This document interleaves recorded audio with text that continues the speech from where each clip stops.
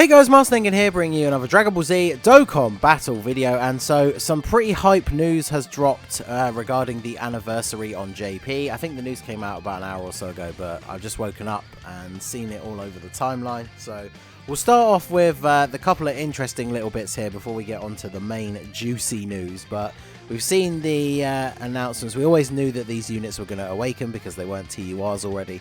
So we can see the art here for the Krillin and 18 and the Roshi and TN. Pretty cool. And then we have a Dokkan Awakening for the physical free-to-play Ultra Instinct Goku finally, which is pretty cool. The art is actually pretty spicy. I quite like that. He's obviously going to be a very good free-to-play option. I don't think he's going to be able to stack up to the two summonable versions, especially considering one of them is an LR. But for free-to-play players out there, I feel like he could definitely be a good option. Plus, he is physical, so I guess mono physical for Super Battle Road or Battlefield, he could be kind of useful, especially if he gets the same sort of penchant for dodging that the LR has. That would be kind of cool for a free-to-play unit. Maybe not as high a chance to do so, but it'd be pretty cool. And then we're getting a 17 and 18 support memory. Woo! So the first representation of 17 in the entire celebration so far.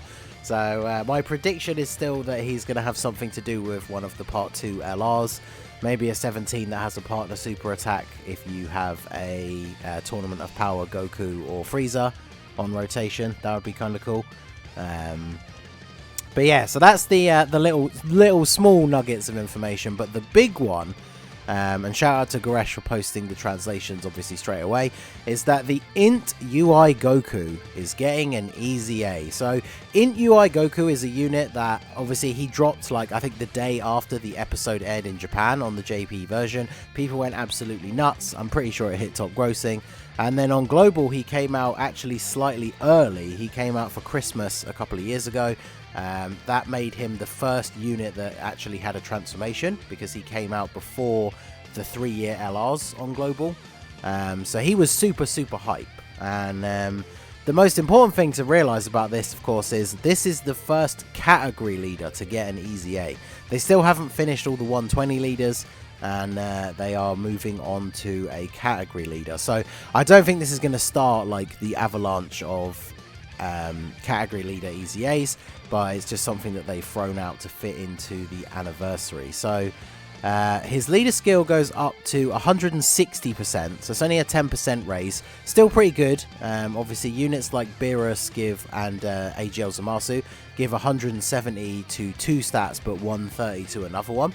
So trading off that 10% for an extra 30 in one of the other ones seems like it could be pretty decent. His attack and defense goes up to 150%. Awaken when HP is 50% or below, that's the same. And then his super attack, he now infinitely stacks defense as well as attack. And obviously, that was always one of the biggest problems with this UI Goku, is that his defense wasn't the best, especially after transformation. And there's no info on here. Goresh says here the post-transformation will also change, but they don't specify as to how. So obviously once he transforms into the white hair version, he's going to be different, but we don't know how yet. So if we look at the Ultra Instinct Sign Gokus, we have this guy, we have the LR, we have the physical one who's going to awaken into a TUR. And the thing that makes me wonder about this guy is his post-transformation is going to have to be something, I think, pretty crazy in order for him to compete. Because if we bring up the LR here, like, this LR is what? Top 5, top 10 units in the game. So it's going to be very difficult to justify running the INT EZA one over this guy.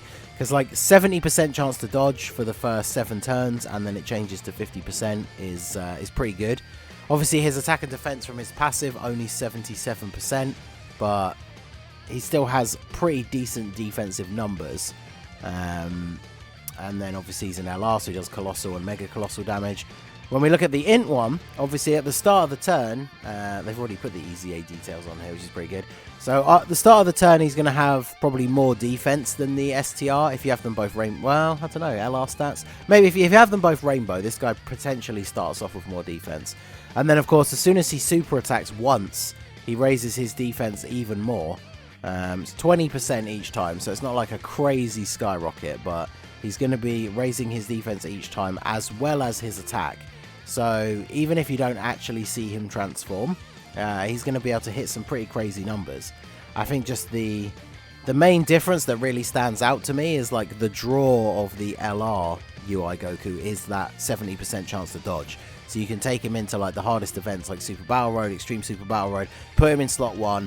You don't need to use an item and just go off and see how the turn plays out. And obviously you can get bad RNG and he can get absolutely destroyed, but 70% chance to dodge is still pretty solid. So yeah, I'm not sure. I think we'll have to see him in game.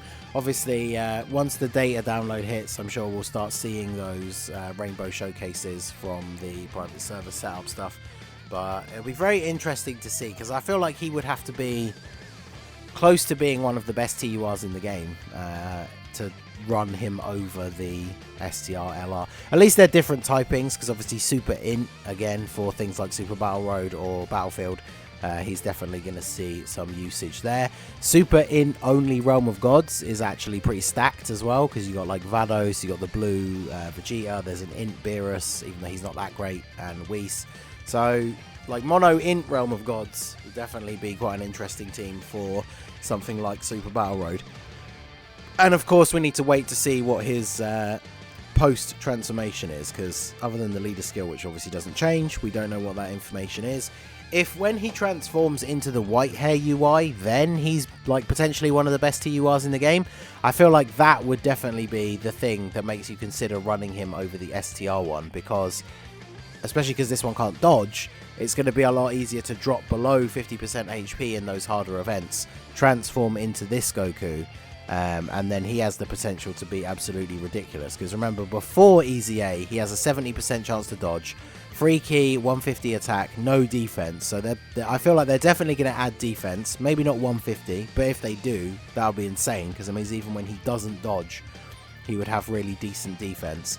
And I wonder if they will keep his super attackers raise his attack and defense still as well. Because if he still continues to stack after transforming, he will actually be insane. If you can get him to transform early on in a long form event, by the time you get to the end of the event, he's going to be ridiculous. He's going to have an insanely high attack stat, insanely high defense, and still have a 70% chance to dodge.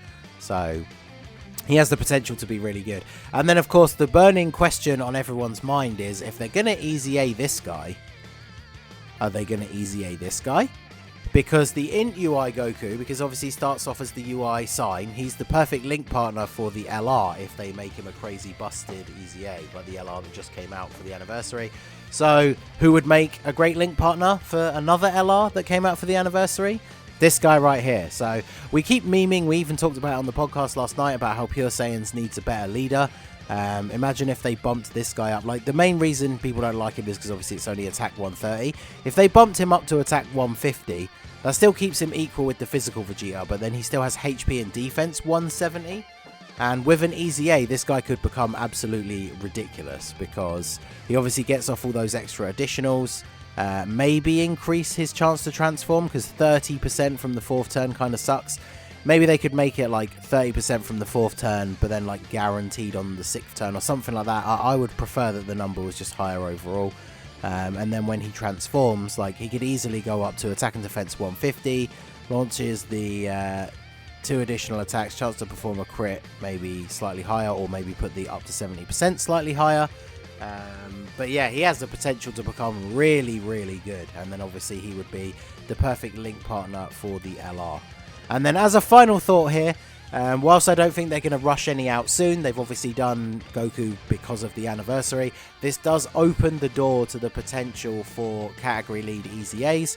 And as I've always said, I've said this on the podcast, my own videos, on Twitter, EZAs should be for units who need them.